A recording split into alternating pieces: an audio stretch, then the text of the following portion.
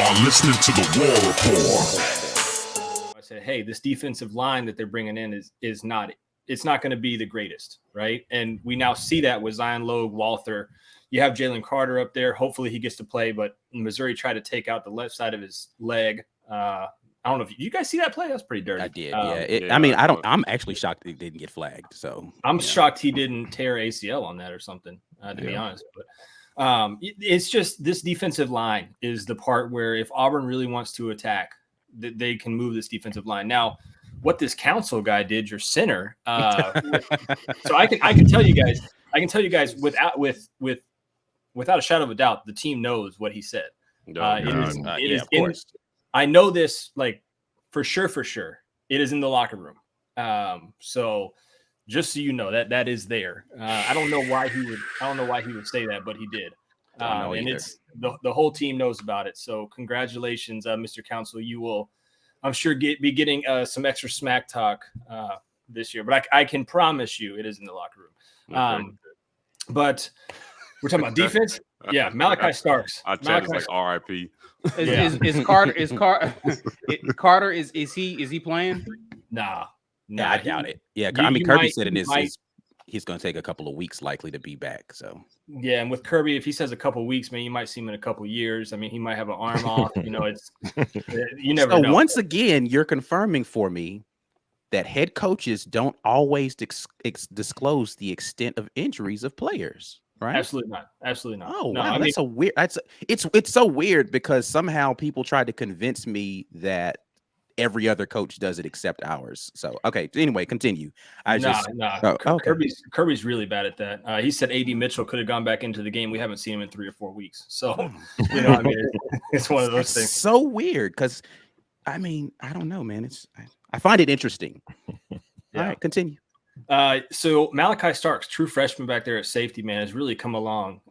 He's going to be like the next big time guy for Georgia, kind of how like LeCount was in a sense, but he's bigger.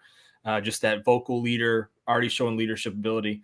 And then you got Jamon Dumas Johnson, who everybody calls Pop because he looks old, but he plays middle linebacker and just flies around the field. I mean, Georgia.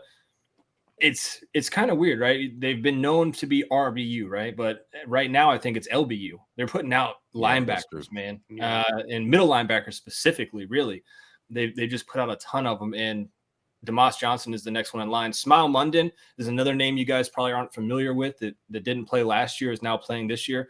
Very much like a Quay Walker type in the middle for Georgia. So Dumas Johnson is more like the Nakobe Dean. He's the leader.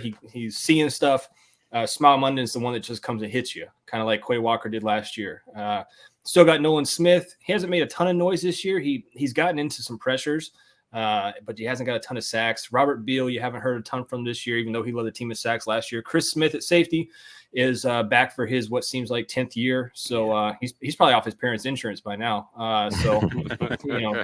Congrats to him. And then Keely Ringo, he got burned last week. And then Kamari Lassiter is playing good at corner, but you're not going to see a lot of rotation, I don't think. The Georgia limited it.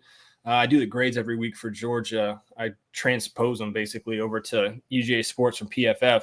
And they only played 19 guys on defense as opposed to, I think, 40 in the games before that. So there's not going to be a ton of rotation. You're going to see a couple different defensive linemen, but for the most part, what you see on your screen is going to get most of the snaps, I would think.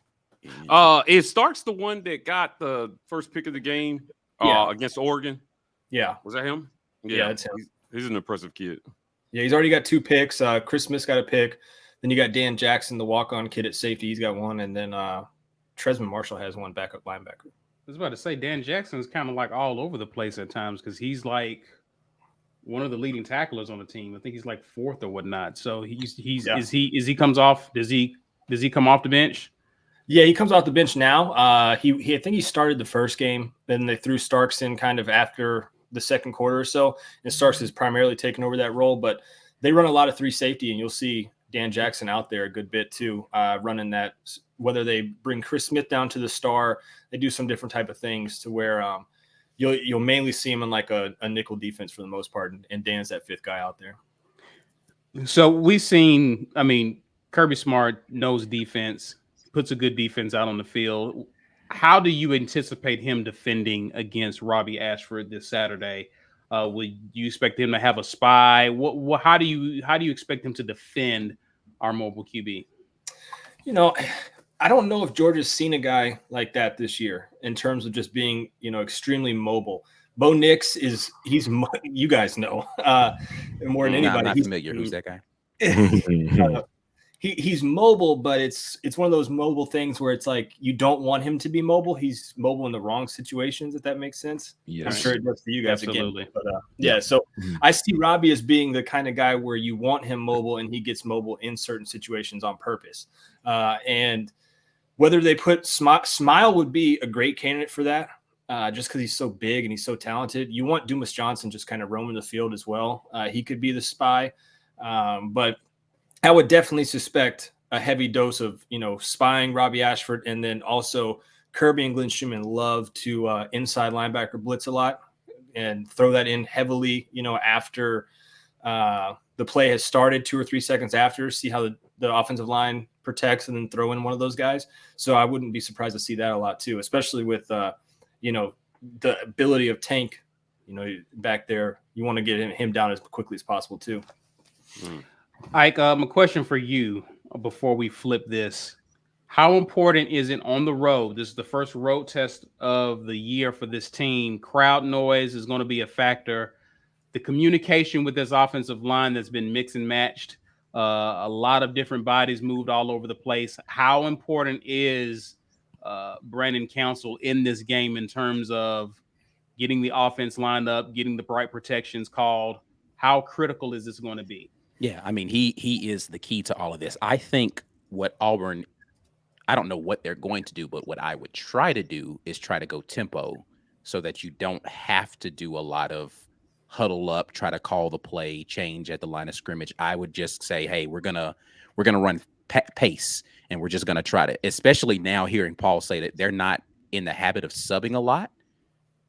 Keep those guys on the field and keep your foot on the gas, and hopefully you wear them down over time. So the communication is not going to be as big a deal because you're going to make a lot of sight reads. But that is where Brandon Council's got to be on his game, and he has to understand down in distance what the call is going to be, communicating that out. Robbie Ashford's going to have to take command and really have a firm understanding of what they're attempting to do to make sure that he's on the same page as well with all that. But I think tempo is going to be. Can I add one thing to that too? Yeah, absolutely.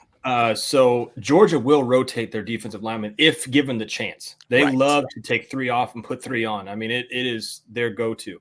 To piggyback off what you said, with Council being that center, you've got to be able to move the ball and keep those 3 guys on because they're so used to coming off after every 2-3 plays. If you keep them on there for 4 or 5, that's where you can kind of really gash Georgia. You haven't seen it done a lot. Mizzou tried to do it a little bit last week, but it wasn't done correctly. If you're able to just keep that ball moving, that's where you can get Georgia in a vulnerable spot.